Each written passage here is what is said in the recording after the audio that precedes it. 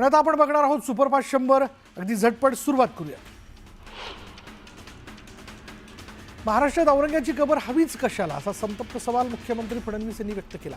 तर ESIनं कबरीचं संरक्षण करायला सांगणं हे दुर्दैवी आहे अशी खंतही फडणवीसांनी व्यक्त केली. मात्र कबरीचं उदात्तीकरण होणार नाही. जर कोणी उदात्तीकरण केलं तर त्याचा तिथेच चिरडून टाकू असा इशाराही त्यांनी दिला.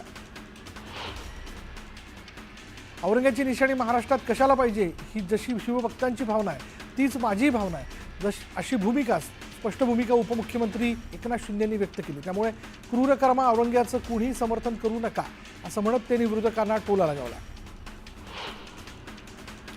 महाराष्ट्रात औरंग्याची कबर आम्हाला नको अशी सर्वच हिंदू समाजाची भावना आहे. ज्या औरंग्यानं छत्रपती संभाजी महाराजांना हलाल करून संपवलं त्याची कबर हवीच कशाला.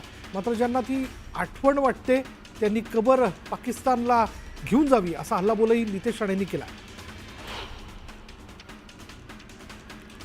औरंग्याची थडगी महाराष्ट्रात नकोच अशी भूमिका नरेश म्हस्के यांनी व्यक्त केलेली आहे. ज्यांनी छत्रपती संभाजी महाराजांना हलाल करून मारलं, देशावर अत्याचार केले अशा औरंग्याची कबर उखडून टाका. औरंगा काही मुस्लिमांचं दैवत नाही त्यामुळे मुस्लिम समाजही विरोध करत नाही असं वक्तव्य नरेश म्हस्के यांनी केलं. आमदार टी राजा यांनी औरंगजेबाच्या कबरीवरून सरकारवर निशाणा साधलाय. राज्यातील मावळे आता ऐकणार नाहीत त्यामुळे औरंग्याच्या कबरीवर बुलडोझर कधी चालणार आणि औरंग्याची कबर कधी तुटणार असा संतप्त सवालही त्यांनी विचारला.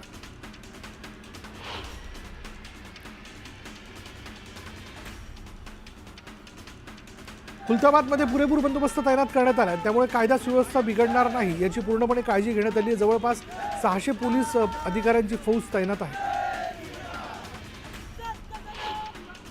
छत्रपती संभाजीनगरमध्ये विश्व हिंदू परिषद आणि बजरंग दलाने जिल्हाधिकारी कार्यालयासमोर निदर्शनं केली. औरंगजेबाची कबर हटवण्यात यावी अन्यथा अधिक तीव्र आंदोलन केलं जाईल असा इशारा आंदोलकांनी दिला. औरंगजेबाची कबर तातडीनं हटवण्यात यावी या मागणीसाठी नांदेडमध्ये बजरंग दलाकडून निदर्शनं करण्यात आली. नांदेडच्या जिल्हाधिकारी कार्यालयासमोर हे आंदोलन करण्यात आलं. पुण्यातील बजरंग दल आणि विहिपनं औरंगजेबाची कबर हटवण्यात यावी यासाठी आंदोलन केलं. औरंग्याची कबर हटवण्यात यावी अशी मागणी करण्यात येते. औरंग्याची कबर उद्ध्वस्त करा अन्यथा बाबरी मस्जिद प्रमाणे ही कबर ही उद्ध्वस्त करू असा थेट इशारा विश्व हिंदू परिषद आणि बजरंग दलाच्या वतीने देण्यात आला. यावेळी जालना जिल्ह्यात जिल्हाधिकारी कार्यालयासमोर धरणे आंदोलन करण्यात आलं. खुलताबादमधील औरंगजेबाची कबर काढून टाकावी यासाठी विश्व हिंदू परिषद आणि बजरंग दलाचे कार्यकर्ते आक्रमक झाले. सिल्लोडच्या तहसील कार्यालयासमोर निदर्शनं करून रास्ता रोको आंदोलन करण्यात आलं. औरंग्याची कबर हटवण्यात यावी या मागणीसाठी जळगावमध्ये हिंदुत्ववादी संघटना आक्रमक झाल्यात. जिल्हाधिकारी कार्यालयासमोर ठिय्या आंदोलन करत जोरदार निदर्शनं करण्यात आली. कबर नष्ट न केल्यास हिंदू संघटना कारसेवा करून कबर नष्ट करतील असा इशाराही त्यांनी दिला. नागपूरच्या महाल परिसरात बजरंग दलाने आंदोलन केलं. औरंगजेबाची कबर हटवण्याची मागणी आंदोलकांनी केली आहे.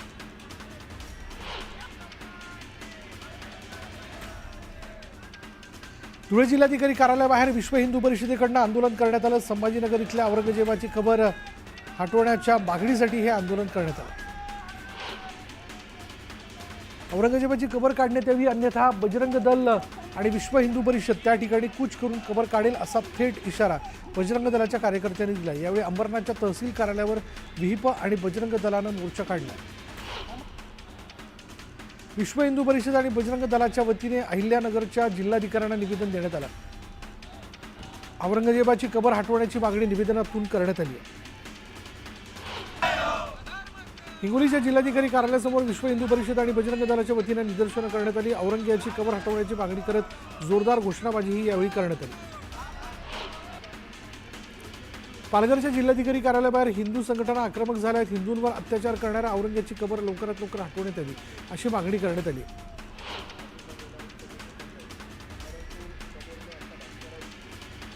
विरोधकांनी केलेल्या कौतुकामुळे मी भारावून गेलो मात्र या कौतुकामागे काही वेगळं कारण होतं का माहिती नाही असा खरपूस टोला अजित पवारांनी विरोधकांना लगावला. खासदार सुप्रिया सुळेंनी धनंजय मुंडेंवर सडकून टीका केली. बरं झालं पक्ष फुटला. जो आपली बायको आणि मुलीच्या गाडीत बंदूक ठेवू शकतो अशा फालतू माणसाबरोबर काम करणं शक्यच नाही अशा शब्दात सुप्रिया सुळेंनी धनंजय मुंडेंवर हल्लाबोल केला. सुप्रिया सुळेंनी मोठा गौप्यस्फोट केला. 100 दिवसात 1 विकेट गेली, 6 महिने थांबा आणखी 1 विकेट जाणार असा खळबळजनक दावा सुप्रिया सुळेंनी केला. तसंच आत्ताच नाव जाहीर करणं योग्य नाही, थोडे दिवस थांबा, सर्व कळेल, अशा त्यांच्या वक्तव्यानं चर्चांना उधाण आलंय. धनगर समाजाच्या आरक्षणाबाबत आपण संसदेत मुद्दा मांडलाय, मात्र धनगर समाजाला एमटी आरक्षण मिळण्याबाबत कोणताही प्रस्ताव शासनाकडून देण्यात आलेला नाही, अशी माहिती विशाल पाटील यांनी दिली.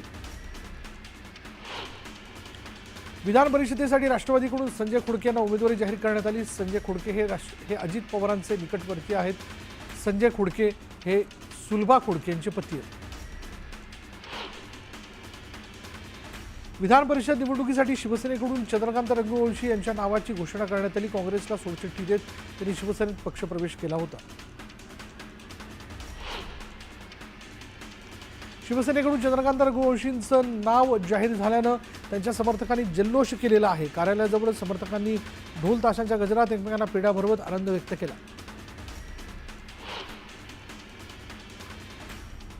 मालेगावच्या श्रीरामनगर भागात असलेल्या स्मशानभूमीत अज्ञात व्यक्तीनं अघोरी कृत्य केलंय. चितेवर फळ आणि खिळे लावलेले लिंबू ठेवल्यानं खळबळ माजली. या प्रकरणी पोलिसांकडून तपास सुरू आहे.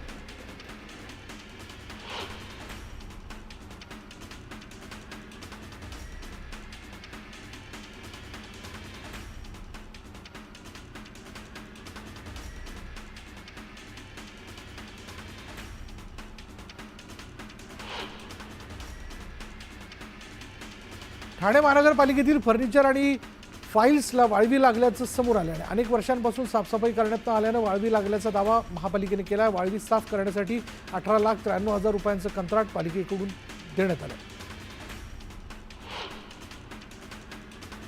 राहुरी तालुक्यातील आरडगाव इथे सौर कृषी वाहिनी प्रकल्प पूर्ण होऊनही कार्यान्वित करण्यात आला नसल्यानं शेतकऱ्यांनी आक्रमक पवित्रा घेतला. प्राजक्त तनपुरेंच्या नेतृत्वात शेकडो शेतकऱ्यांनी रास्ता रोको आंदोलन केलं.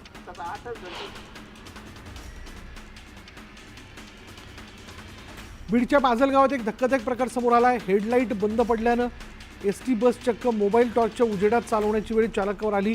प्रवाशांचा जीव धोक्यात घालत बस रवाना करण्यात आली आणि या प्रकारामुळे प्रवाशांनी संताप व्यक्त केला.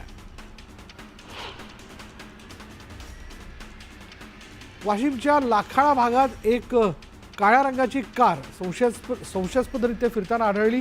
ही सर्व घटना सीसीटीव्ही कॅमेऱ्यात कैद झाली आणि त्यामुळे नागरिकांमध्ये भीतीचं वातावरण निर्माण झालं.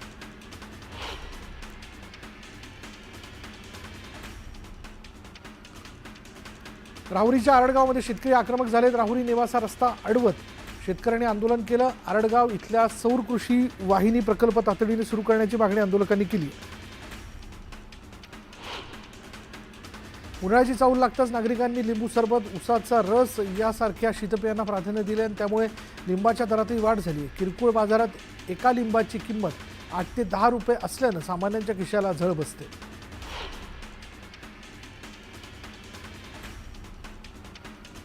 तापमानाचा पारा वाढल्यानं साई भक्तांचं उन्हापासून संरक्षण व्हावं यासाठी साईबाबा संस्थांकडून विविध उपाययोजना करण्यात आल्या आहेत. साई मंदिर आणि मंडप परिसरात मंडप उभारण्यात आला.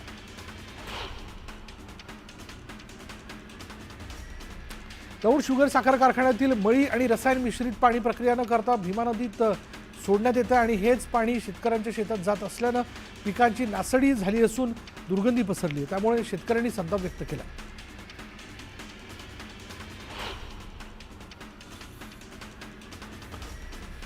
शिवनेरी किल्ल्यावर पर्यटकांना बंदी घालण्यात आली. सलग दुसऱ्या दिवशी मधमाशांनी पर्यटकांवर हल्ला केल्यानं ही बंदी घालण्यात आली. दरम्यान मधमाशांना डिवचणाऱ्यांची चौकशी होणार असल्याचं वन विभागाकडून स्पष्ट करण्यात आलं.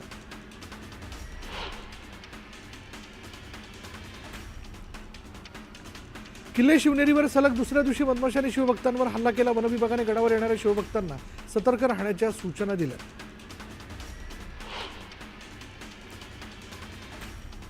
दाणेवाडीत मृत माऊली गव्हाणे यांचे कुटुंबीय आक्रमक झाले. गव्हाणेंचा मृतदेह आरोपीच्या घरासमोरच जाळणार अशी भूमिका कुटुंबीय आणि नातेवाईकांनी घेतली आणि त्यामुळे गावात तणाव निर्माण झाला. सूर्या नदीपात्रातून पालघर जिल्ह्याचं वसई विरार आणि मीरा भाईंदरला पाणीपुरवठा केला जातो. मात्र मद्यपींनी नदीपात्रात कोंबडीचे अवशेष टाकल्यानं संताप व्यक्त करण्यात आला. नागरिकांच्या आरोग्याला यामुळे मोठा फटका बसण्याची शक्यता आहे. त्यामुळे या मद्यपींवर कारवाई होणार का याकडे सर्वांचं लक्ष लागलं. नाशिक जिल्हा जलजीवन मिशन योजनेचे 3-13 वाजलेत. एका तालुक्यातील 85 पैकी 80 योजनांची कामं अपूर्णच आहेत. त्यामुळे महिलांना भर उन्हात 4 ते 5 किलोमीटर पायपीट करावी लागते. वाशिम जिल्ह्यातील बाबुळगाव इथल्या 14 वर्षीय मुलाच्या अपहरणाला 5 दिवस उलटून गेलेत. मात्र अद्यापही त्याचा ठाव ठिकाणा लागलेला नाही. पोलीस आता सीसीटीव्हीच्या आधारे आरोपींचा शोध घेत आहेत. मात्र नागरिकांनी शोधकार्यात सहकार्य करावा असं आवाहन करण्यात आलं. पाटबंधारे विभागात काम न करताच बिलं काढली जात आहेत. या प्रकरणाची चौकशी करावी या मागणीसाठी बेमुदत उपोषण करण्यात आलं. हातनूर वाघूर धरणाच्या दुरुस्ती कामांची चौकशी करून कार्यकारी अभियंत्याला निलंबित करावं अशी मागणी करण्यात आली.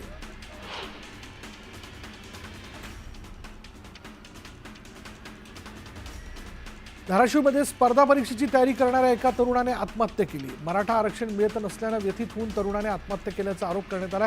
पोलिसांकडून प्रकरणाचा तपास सुरू आहे. कळवा, मुंब्रा आणि दिव्यात पाणीपुरवठा मंगळवारी बंद राहणार आहे. पाण्याचा अपव्यय टाळण्याचं ठाणे महानगरपालिकेकडून आवाहन करण्यात आलं आहे. मीरा भाईंदर शहरास पाणीपुरवठा करणाऱ्या योजनेच्या जलशुद्धीकरण केंद्रावर तातडीनं दुरुस्तीचं काम हाती घेण्यात येणार आहे आणि यासाठी 24 तासांचा शटडाऊन आहे. त्यामुळे नागरिकांनी पाणी जपून वापरण्याचं आवाहन करण्यात आलं आहे. कापसाचे भाव वाढतील या अपेक्षेनं शेतकऱ्यांनी विक्री न करता कापूस घरात साठवून ठेवलाय. मात्र CCI केंद्रानं 15 मार्चला कापूस विक्री नोंदणी बंद केली. त्यामुळे शेतकऱ्यांना आता आर्थिक फटका बसणार आहे. जिल्हा निवडणूक विभागासह विविध शासकीय विभागांमध्ये कामगार किमान वेतन कायद्याचं उल्लंघन केलं जात असल्यानं कारवाई करण्यात यावी या मागणीसाठी स्वाभिमानी संघटनेनं आंदोलन केलं. नंदुरबार शहरात छत्रपती संभाजी महाराजांचा पूर्णाकृती पुतळा बसवण्याची मागणी जी आहे ती मराठा मोर्चाकडून करण्यात आली. या संदर्भात जिल्हाधिकाऱ्यांना निवेदन देण्यात आलं. जळगावमध्ये वृद्ध ठेवीदारांनी जिल्हाधिकारी कार्यालयासमोर निदर्शनं केली. जिल्ह्यातील 170 पतसंस्थांमध्ये मागील 10 वर्षांपासून ठेवीदारांचे कोट्यवधी रुपये अडकलेले आहेत. मात्र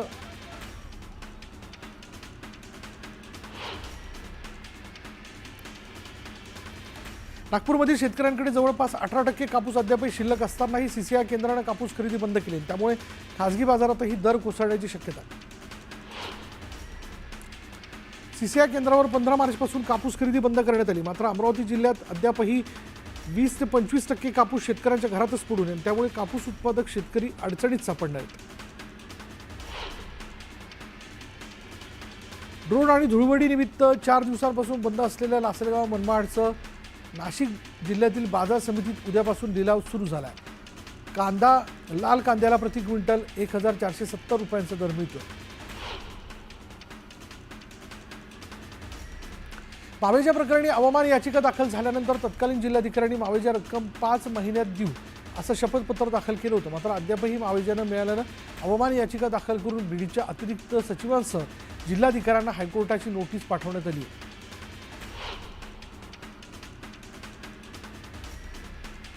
गोंदियाच्या सालेकसामध्ये सर्पदंशाने 10 वर्षीय चिमुकल्याचा मृत्यू झाला. घराशेजारी असलेल्या शेतात ही घटना घडली आहे.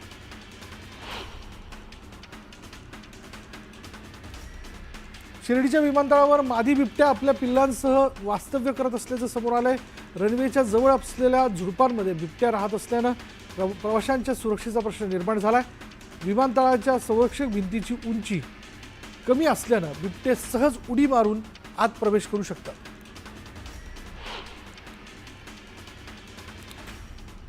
वर्धा जिल्ह्यामध्ये गाव कामगार पोलीस पाटील संघाचं अधिवेशन संपन्न झालं आणि या मेळाव्यात पोलीस पाटील मोठ्या संख्येने सहभागी झाले होते. मेळाव्यात पोलीस पाटलांच्या विविध प्रश्नांवर चर्चा करण्यात आली. रायगडमध्ये तापमान 40 अंशांवर गेलेलं आहे. वाढत्या उष्णतेमुळे नागरिक हैराण झाले. दरम्यान उष्णता वाढल्यानं कलिंगड आणि अन्य थंड पदार्थांची मागणी देखील वाढली आहे.